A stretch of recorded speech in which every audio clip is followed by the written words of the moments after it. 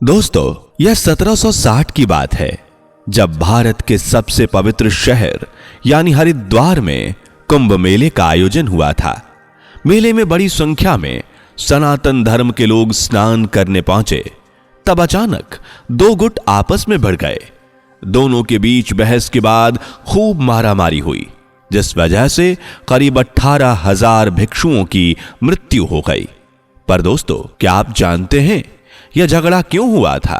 दरअसल यह दोनों ही गुट आपस में इस बात पर भिड़ गए कि सनातन धर्म में सबसे बड़ा भगवान कौन है।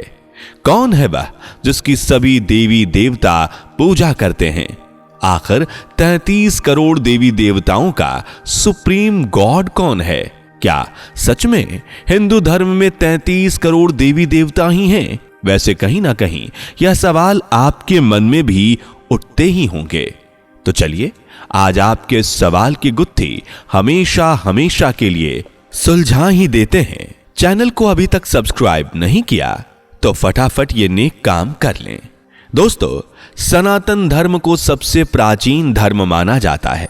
धर्म ग्रंथों के अनुसार सनातन धर्म आज से करीब 90,000 वर्ष पहले से चला आ रहा है, जहां भक्तगण ब्रह्मा, विष्णु, महेश, भगवान शिव सहित मां दुर्गा, मां काली, मां वैष्णव देवी जैसे कई देवी देवताओं की पूजा करते हैं। इसलिए कहते भी हैं कि अन्य धर्मों में ईश्वर एक है, लेकिन सनातन धर्म में 33 करोड़ ईश्वर हैं। वैसे अगर आप भी यही सोचते हैं कि हिंदू धर्म में 33 करोड़ देवी देवता हैं, तो आप गलत हैं। जी हां, क्योंकि असल सच ये है ही नहीं। हम जानते हैं आप हमें बेवकूफ बता रहे होंगे, लेकिन यही सच है। असल में देवी देवताओं को लेकर आपकी मान्यताएं सही हैं, बस गलती है तो समझ और सही शाब्दिक अर्थ की। उज्जैन के ज्योतिषाचार्य मनीष शर्मा बताते हैं कि शास्त्रों में 33 कोटि यानी 33 प्रकार के देवी देवता बताए गए हैं। हिंदू धर्म में 33 करोड़ देवी देवता हैं। यह भ्रम शब्द के दो अर्थ होने की वजह से फैला है। दरअसल कोटि शब्द के दो अर्थ होते हैं, एक करोड़, दूसरा प्रकार। अब जिस कोटि को आप करोड़ मानते हैं वह असल में प्रकार है यानी टाइप। यानी हिंदू धर्म में 33 प्रकार के देवी देवता हैं, जिनमें 8 वसु, 11 रुद्र, 12 आदित्य, इंद्र और प्रजापति शामिल हैं। वहीं कुछ शास्त्रों में इंद्र और प्रजापति के स्थान पर 2 अश्वनी कुमारों को 33 कोटि देवताओं में शामिल किया गया है। लेकिन अभी हमारा सवाल जिंदा है कि आखिर 33 करोड़ ना सही पर 33 प्रकार के देवी देवताओं में सुप्रीम गॉड कौन है? कौन है जिनकी यह सभी देवी देवता पूजा करते हैं?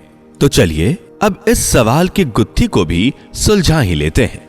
लेकिन उससे पहले वीडियो को लाइक करके, शेयर करके, चैनल पर पहली बार जुड़ने वाले लोग चैनल को सब्सक्राइब करके बेल आइकन को प्रेस कर लीजिए।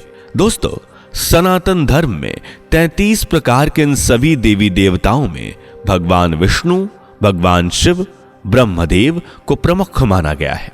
हालांकि जो लोग भागवत गीता को फॉलो करते हैं उनके मुताबिक भगवान श्री कृष्ण ही सर्वश्रेष्ठ हैं और सृष्टि के पालनहार हैं। इवन भागवत गीता के अध्याय 10 में भगवान श्री कृष्ण कहते हैं, मैंने सब कुछ बनाया है, सभी प्राणियों के बीच में मैं हूं, सभी प्राणियों के दिल में बसता हूं। मैं विष्णु, मैं सूर्य, मैं चंद्र, मैं सामवेद, मैं इंद्र, मैं मस्तक, मैं ही चेतन हूं। मैं शंकर, मैं कुबेर, मैं अग्नि, मैं मेरु, मैं बृहस्पति और मैं कार्तिक के महासागर, मैं भृगु ऋषि, ओम हिमालय, मैं पीपल का पेड़, मैं कामधेनु, मैं कामदेव, मैं वरुण, मैं यमराज, मैं पवन, मैं राम, मैं गंगा हूं, मैं अंतिम समय, मैं ब्रह्मा हूं। यानी भागवत गीता में भगवान श्री कृष्ण कह रहे हैं कि वही सृष्टि के पालनहार और वही सर्वश्रेष्ठ हैं। आप चाहे कहीं से भी गुजरें, अंत में आपको उन तक ही पहुंचना है। यानी भागवत गीता के अनुसार भगवान श्री कृष्ण ही देवों के देव हैं, पर ऐसा नहीं है दोस्तों कि सभी ग्रंथों में भगवान श्री कृष्ण को ही सर्वश्रेष्ठ माना गया है, बल्कि हर ग्रंथ कुछ अलग कहता है। जैसे शिव पुराण में भगवान शिव को सर्वश्रेष्ठ माना गया है। शिव पुराण के मुताबिक शिव से ऊपर कोई नहीं है, उन्होंने ही इस दुनिया को बनाया है और वही दुनिया का अंत भी करेंगे। शिव पुराण में भगवान शंकर को ही सबसे ऊपर बताया गया है, उनकी महिमा को अपरंपार बताया गया है। साथ ही यह भी कहा गया है कि सृष्टि के पालनहार और सृजनकर्ता भी भगवान जी ही हैं और भगवान शिव भी इस कथन को सत्य मानते हैं, जिसका जिक्र हमें एक कहानी के जरिए मिलता है। दरअसल एक बार ब्रह्मा और विष्णु इस बहस में लगे हुए थे कि कौन बड़ा है। देखते ही देखते दोनों के बीच विवाद इतना बढ़ गया कि दुनिया पर खतरा मंडराने लगा। इस पर देवता परेशान हो गए और उन्होंने भगवान शिव से इस मामले को सुलझाने के लिए कहा। भगवान शिव ने देवताओं की बात सुनी और वह ब्रह्मा और विष्णु के सामने प्रकट हुए, लेकिन अपने असली रूप में नहीं, बल्कि एक चमकते स्तंभ जिसे ज्योतिर्लिंग भी कहा जाता है, उसके रूप में प्रकट हुए, जिसको ना तो वह शुरू कर सकते थे और ना ही उसका कोई अंत था। अब ब्रह्मा और विष्णु जी बड़े परेशान कि आखिर करें तो क्या करें। इसलिए उन दोनों ने एक योजना बनाई और एक प्रतियोगिता का आयोजन किया, जिसके मुताबिक जो इस ज्योतिर्लिंग के किसी भी छोर को सबसे पहले ढूंढेगा वह सबसे बड़ा होगा।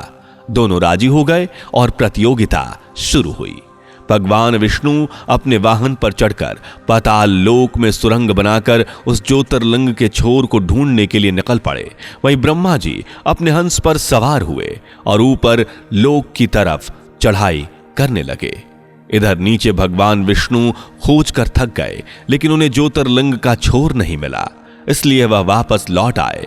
दूसरी तरफ ब्रह्मा जी भी ज्योतिर्लिंग का छोर नहीं ढूंढ पाए, लेकिन वह अपनी हार बर्दाश्त नहीं कर पाए, इसलिए उन्होंने बेईमानी की और एक केतकी के फूल को झूठी गवाही देने के लिए फुसलाया कि वह भगवान शिव के सामने गवाही दे दे कि वह शिखर तक पहुंच गए थे। इस तरह की कोशिश के बाद ब्रह्मा जी भी वापस लौट आए और लौटकर अपनी जीत का दावा करने लगे, लेकिन तभी अचानक भगवान शिव ज्योतिर्लिंग के बीच से प्रकट हो गए और शब्दों में अपने आप को सबसे बड़ा बताया, क्योंकि ब्रह्मा और विष्णु दोनों ही उन्हें ढूंढने में असफल रहे, इसलिए शिव जी सबसे बड़े हुए। साथ ही उन्होंने ब्रह्मा जी को झूठ बोलने के लिए फटकार भी लगाई।